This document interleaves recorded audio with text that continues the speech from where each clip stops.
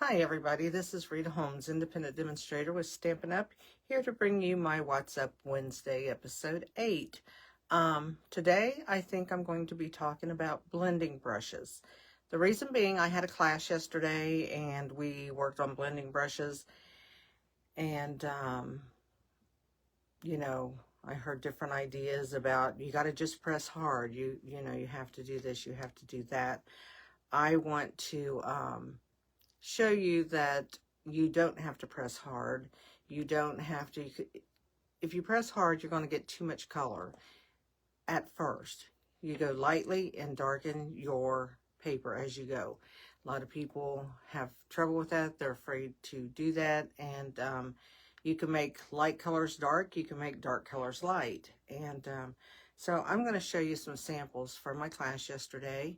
And I'm also going to demonstrate the process of doing this. I forgot to turn my lights on though. So let's turn some lights on so we'll be able to see the paper. I was in a hurry, of course, like always. I'm always in a hurry. So anyway, I just want to give you a couple of things about Stampin' Up. The joint special is going to get ready to end. And that will... the joint special is for $99. You spend $120. You get $125 worth of product for $99. Plus, you get the new stamp positioner, which is a $49 value. And if my table's shaking, my cat is scratching. So anyway, and your bonus coupons in February 28th. So if you've got any of those left, please use them so you can get that money off of an order for whatever amount of coupons you have. My project of the month, free with a $50 order with the collaboration of the other girls that I'm with, that ends February 28th. We will be bringing a new one out the 1st of March. And so that's ending, and then the new one's coming up. The product of the month ends for the paper. The Illusions paper ends February 28th. The new product of the month will be out. It's a cute stamp set. I can tell you that. I haven't put a picture of it up yet. You might have seen it on other people's sites because we've been allowed to share that. And that's about it for that. Okay, so now I am going to turn my camera down and we're going to look at some of the things that I did with blending brushes, and then I am going to demonstrate a blending brush for you. Okay, let's turn the camera down. Whoops, I didn't mean to let go of that like that. I'm sorry. And I'm getting my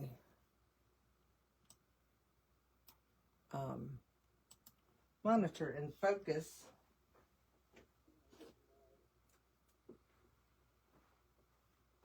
So here we go. When I do this, I'm going to be using these 3 colors out of the bright section, which is Granny Apple Green, Flirty Flamingo, and Coastal Cabana. I'm going to leave those sit right there. Here are some samples that I made. These were the what we did in class yesterday. So this is just blending. This is Misty Moonlight, which is a very dark color. Flirty Flamingo, and wasn't Granny Apple Green. I think it's Old Olive is what it was. And then we actually embossed it and then went over it with a white ink pad. This is an old embossing folder. This is Lost Lagoon and Pool Party, which I made look almost the same. And that is Flirty Flamingo put on dark. And that was I just swirled it like crazy and did that. This is Calypso Coral, Shaded Spruce, Misty Moonlight. I don't like this one at all because I don't like my stripes up and down, but I did it and tried it. This is another one of these, but I darkened one of the colors.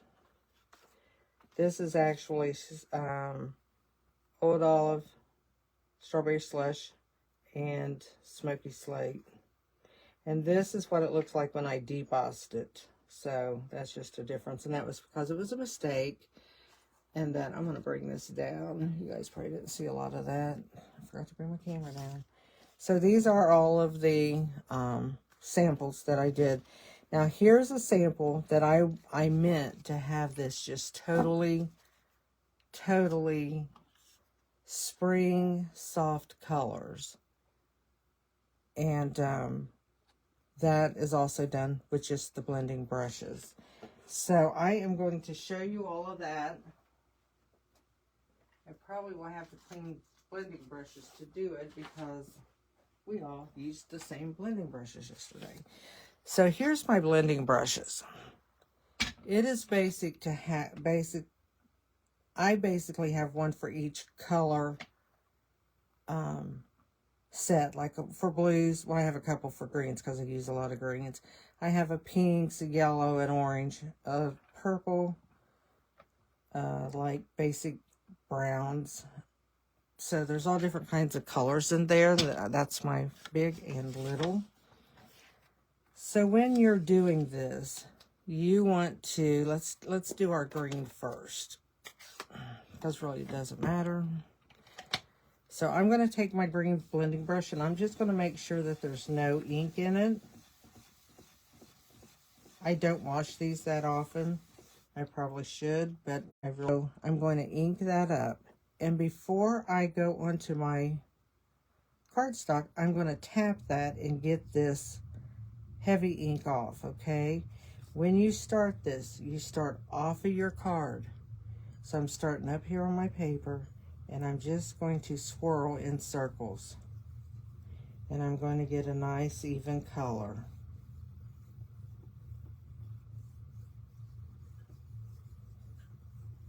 I'll pick up more ink.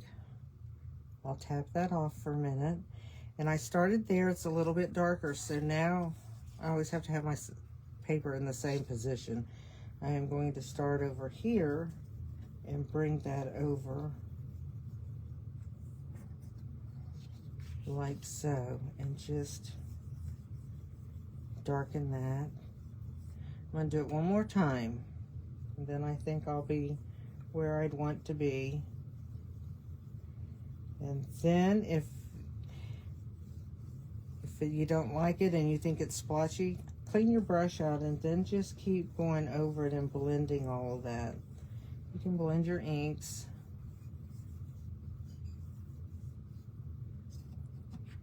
And there's what you have with that. So let's put the green out. I always try to wipe my brush out on my scratch paper to go to another color. I'm going to go to Coastal Cabana now. As soon as I can get my thing to shut here. So let's go to Coastal Cabana. Well, let's do, as soon as we can get that in. This is a bluey green colored brush. Oh, I have it on my fingers. So I'm going to make sure that's cleaned out. I want to turn my paper around to the direction that I like to blend. I'm going to pull that off a little bit, and then I'm just going to start. And I want to start very lightly because this color is a little darker. These are the brights, so they will show color pretty more quickly than what the settles will. I'm just going to leave that lay there.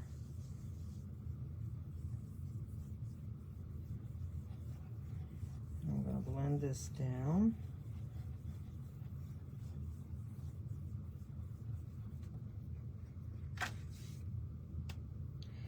Then I'm going to take this, but I always start off of my paper no matter where I'm going to go into my cardstock. And I always go in a swirl motion, which is what you should do. If you keep going back and forth, you don't get a good blend of colors that way. You're just doing stripes. So there we go with that. So can you see that so far? How it's blended and you don't have a lot of splotchy spots or stuff. You will get a few, and that's okay, because we want this to look natural. We don't want it to be just so rough and hard. Now I'm going to do Flirty Flamingo. Let's do orange. I guess I use this one, probably, yeah. This might have some pink in it. I knew it would.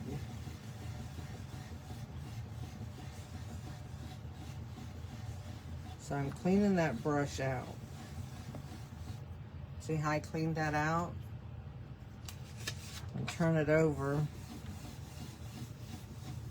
And you can barely see it now, so we're good to go. We're going to bring in Flirty Flamingo. This is a freshly inked pad, so when I tap off on this, it's going to be a dark color. So I'm going to start way off of my card and just come, and I'm doing a light hand. I am not doing, I'm not putting pressure on the bristles of this. I'm letting the bristles do the work without putting it all to blend in. I'm going to get a piece of cardstock and I'm going to show you what it looks like when you go heavy-handed. And yes, you know, you might want to get done quick and stuff, so you might want to go heavy-handed. That I don't know. I particularly don't like to do that. I like my colors nice and even, and I can blend them what I want. So see how that's nice and blended? You don't see a lot of splotchy marks and stuff in it. So let me get another piece right here real quick. Maybe. And get a hold of it. Okay. Here's an example of doing this hard, even if you stamp off. So I did the same thing. I tapped. I went off a little bit and got the excess off right there. I'm still going to start off of my paper, but I'm going to press on my brush when I do this.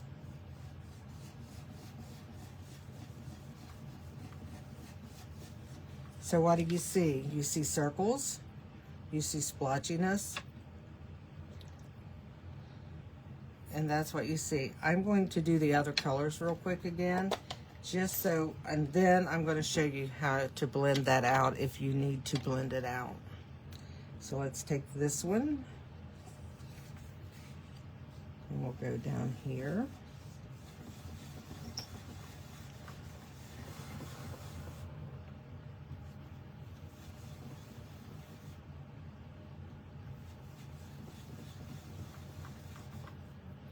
So this is heavy-handed. I am actually, and you can see me pushing down on that brush.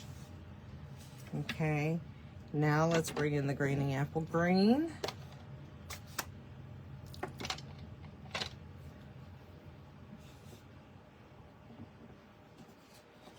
We're gonna do this part.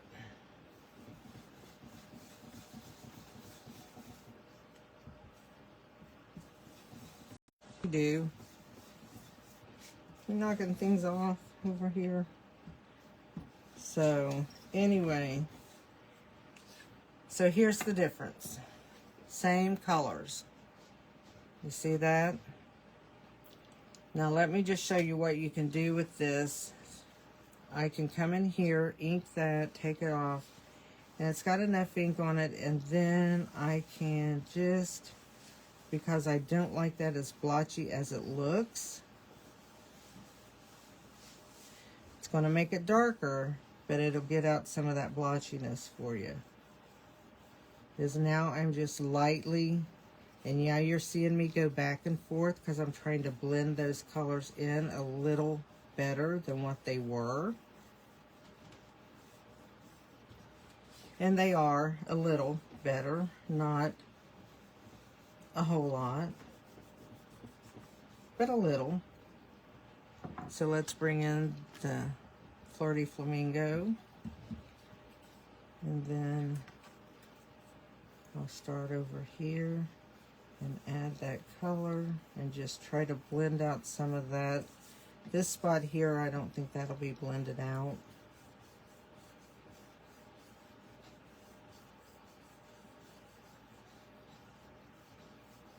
We're just trying to blend out where you saw circles. And then we'll do Costa Cabana.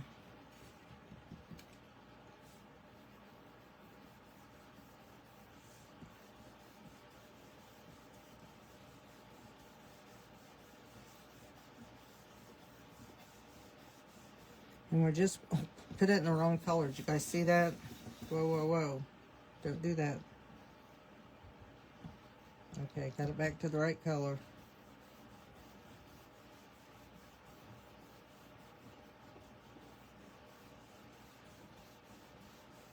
So that blended it out somewhat. But you can still see, you don't see the circle as bad when you blend over it. And that's what you want to do when you've got it so circle-y looking.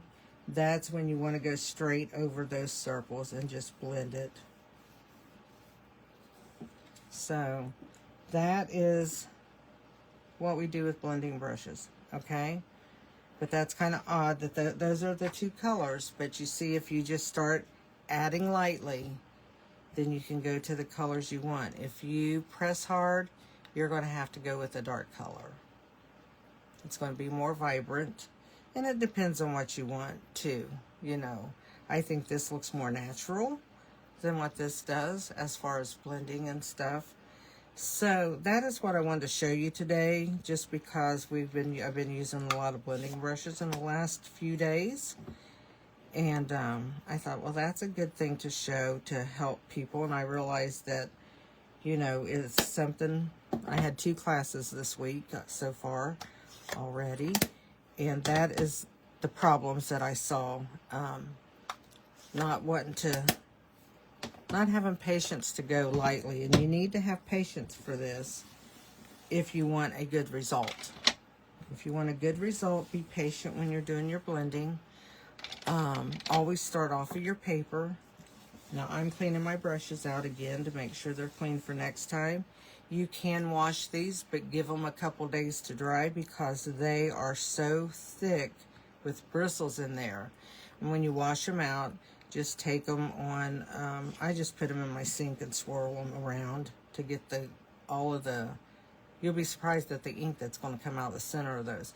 But you can wash them. I don't do mine very often because I don't want to let them sit and dry in case I want to use them. I'm not that patient to do that. I am patient when I try to do these. So that's what I wanted to bring you today, is just how to use a blending brush and get good results like this. Or if you want it heavy, you can do this. But I could get this look here and be softer if I look, because there's such a gradient line through there that you don't see stop and starts. They're just kind of gradient, you know, gives it more of the ombre look. That's what the ombre look's supposed to look like. Bleed one color into the other color instead of stop and start. Okay, I hope you enjoyed the video, and I will be back with you on Saturday morning. Have a great day, everyone. Bye.